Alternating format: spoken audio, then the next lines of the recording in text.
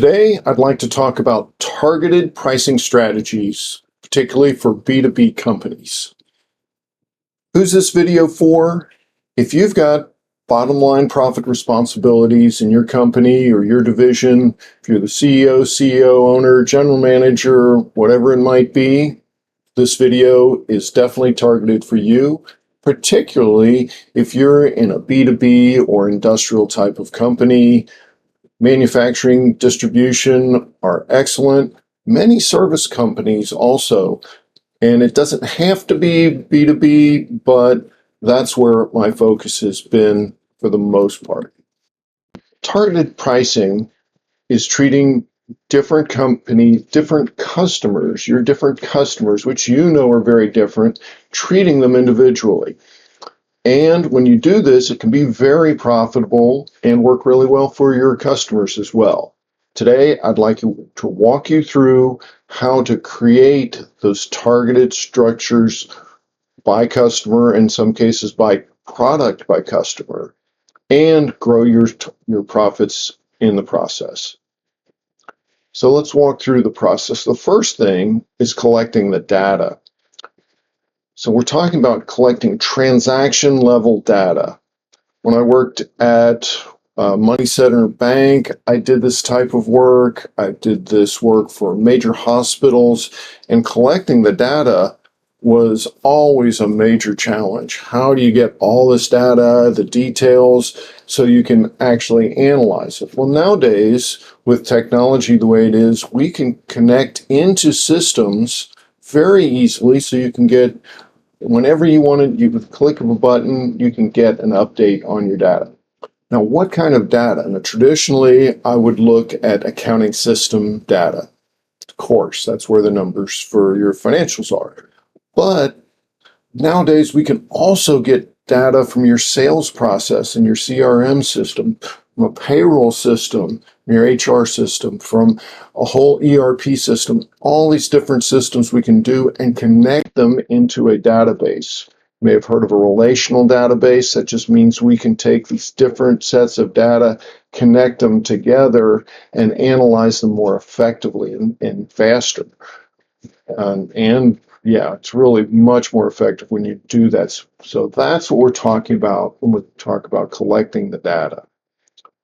Now that we've got this data and we start to see, what sales and gross profits are by customer or by product, we need to allocate overhead so we can get down to your true profits, your bottom line profits. When you look at your income statement, your profit and loss statement, you want to know what's the bottom line? How much did I make?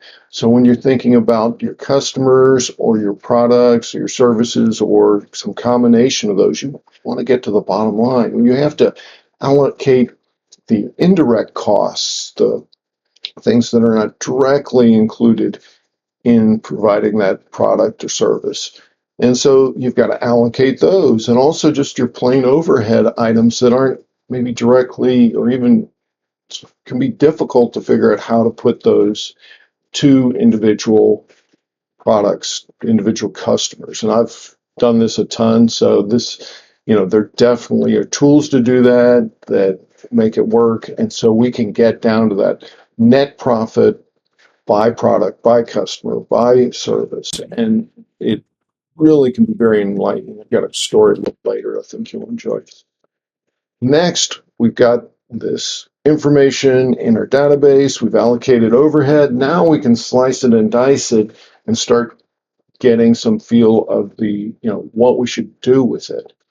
So when we talk about slicing and dicing the data, we've got transaction level data that we've now got profit by product. So we want to get things like profit by customer by product. So each product that this customer buys, what's the profits that we're making on each of those products for that one customer? Same thing if you've got service offerings, for that one customer, and we have, let's say, 3 different service offerings, how profitable are each of those? And inventory items, particularly if you're a distribution company, but also if you're a manufacturer, what is the impact? What can we do to improve the profitability of those inventory items. How fast are we selling and how fast are we buying and what's the cost and what are some of those costs we didn't think about that go into the profitability of those inventory items. How can we improve that? So there's a lot to look at there. And in the service offerings, people, how do we analyze the people? What feedback can we give to them so we can improve their profitability? And a lot of success with major hospitals. Worked with a consultant in the came out of physical therapy, occupational therapy, those types of things, and we had a lot of success with major hospitals all across the country doing that. The next is the strategies. Okay, we've got the data and we sliced it and diced it. We know where our most profitable customers are and our least profitable and our highest volume with lowest profit, all the different ways to, kind of categorize them. And now we can say, okay, for these customers that we have high volume but very low profit, what do we do with them? Okay, so let's look at some of the strategies. Well, one of the things we need to do, of course, is talk to the salespeople. And maybe you're one of the salespeople, and maybe you've got a team of salespeople. We need to get feedback on, okay, we're looking at this particular customer. What do we need to know about them? How do we craft a strategy that's going to be a good fit for them? We're going to look at cognitive biases. Our customers have a way of looking at things. We're all human. We all have these cognitive biases. Maybe you've read about them. If everybody's doing it, you're likely to go along. Things like that we can use to present our offers in the best light. And then we need to get feedback, real feedback from the customers. Think about what their reaction is going to be. Will they keep buying from us? What other things can we do to help them keep buying from us at a way we make better profits? And how do we motivate our team? This is change, and so we want our sales team to be motivated. So that's all part of the strategy, as well as saying, okay, what pricing strategies we have. And it could be something as simple as, hey, we're going to give away the razors, so they buy the razor blades. And there's dozens of these strategies that we could spend a lot of time going through. But for today, I'm trying to give you a flow of what we're going through. What's the process?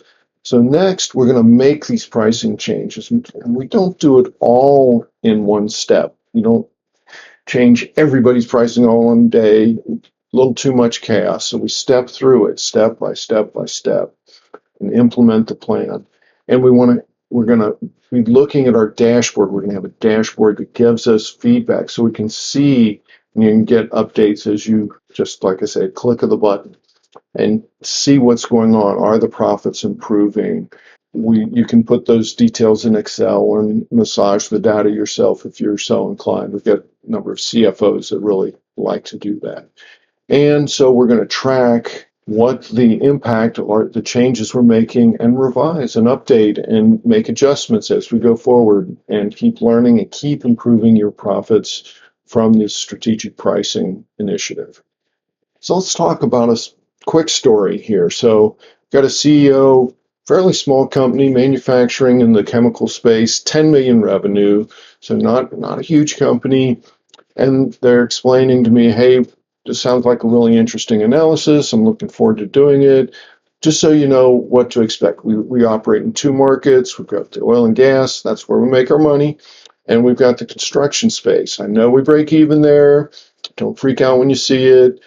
That covers overhead and it's steady, and we like that. That's what you're going to see. Great.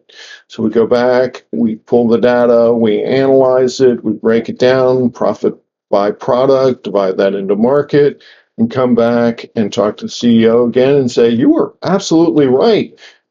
You are making all your money in one market, but it's not oil and gas, it's construction. Once you allocate all the overhead and understand what all those indirect costs and all that extra work you're going through for your oil and gas customers, they're not nearly as profitable. But what that did is it gave us the opportunity to update our pricing, come up with some new strategies for those oil and gas companies where we could adjust the prices. And the result was $300,000 of additional profit. If you're a $1 billion company, maybe that's not the biggest thing in the world, but for a $10 million company, that's a big deal. That is a really big deal to this company. So we're really excited about that. Just to review, we work with these strategies that increase profit. Typically 20% of your earnings, your EBITDA or earnings, go up by 20% or more is very commonly what we see. It's in manufacturing, it's in distribution, it's in services. We're trying to help you understand this is a lot of work. You can do it yourself. If you work with Abunden, we also bring a low commitment, low risk approach to helping you get the earnings you need, extra earnings through your targeted pricing strategies. When you're ready to accelerate your earnings growth with targeted pricing strategies, feel free to reach out to us. Let me know if you have any questions about this video. Love to hear from you.